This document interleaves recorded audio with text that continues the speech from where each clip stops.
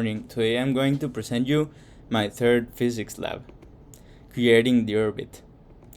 The purpose of this lab is to exemplify the physics principles of Newton's second law with gravity involving bigger objects such as stars and planets.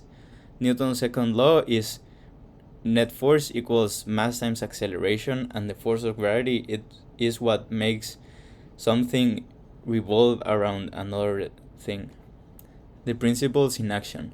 Newton's second law. This describes how the force exerted by an object to another object by gravitational is what causes a circular acceleration between the objects. And the gravitation principle shows how the force exerted between two objects is equal to g m of first planet, m of second planet, over distance squared. The computational models.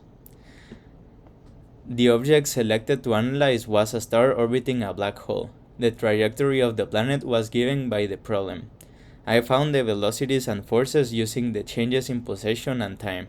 The forces were separated into parallel and perpendicular axes. The planet moved in an elliptical motion. Here's the video. First, here's the code for the simulation.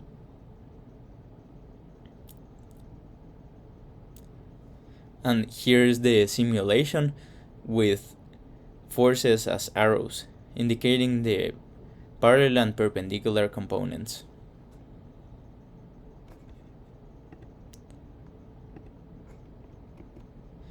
The system and the surroundings.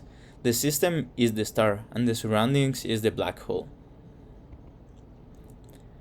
With the position data, I got velocity and force for each time step. With the mass of the black hole as the only unknown, I solved for it. The model printed the corresponding mass of the black hole for each time step. The final result was the average of all masses recorded. The part 2 of the experiment. The object selected to analyze was a spaceship orbiting a black hole and a planet. The mass of the black hole was the answer from the previous part. The ship started from the same position as the planet, towards the motion of the planet. Both the planet and the star exerted a gravitational force on the ship. The ship had to escape the black hole without using the thrusters. Here's a video of the simulation. The violet dot is the ship, and the blue dot is the planet orbiting the black hole, which is in the middle.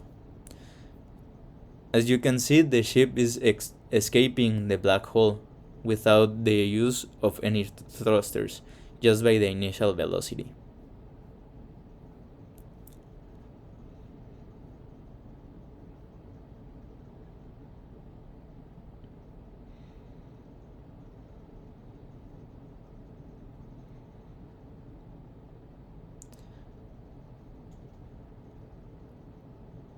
And there's the end of the simulation.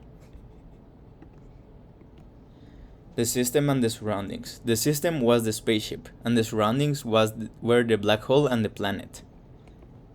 The description of the computational model. The spaceship started from the side of motion of the planet. By trial and error, the initial velocity was 7.9 times 10 to the 6th power meters per second. The star was getting further away from the black hole each time. The final distance from the black hole was 1.5 times 10 to the 10th power meters away. Possible sources of error. The calculated mass of the black hole varied at each time step. This could be because the actual path of the star around the black hole would not be exactly like the ellipse shown in the computational model. What does this mean? How are the net force and its parallel and perpendicular components different from the rate of change of momentum and its parallel and perpendicular components? The rate of change of momentum is something observable and measurable without knowing anything about the surroundings or what is causing the motion. The net force is the true reason behind the motion that causes the rate of change of momentum. What if instead of wanting to take a quick look at the black hole and leave, you decide you want to enter into an orbit around the black hole? I would need to decrease the speed and be moving slower than the planet. This is because the mass of the spaceship is smaller, so it would need to be slower in order to maintain an orbit around the black hole.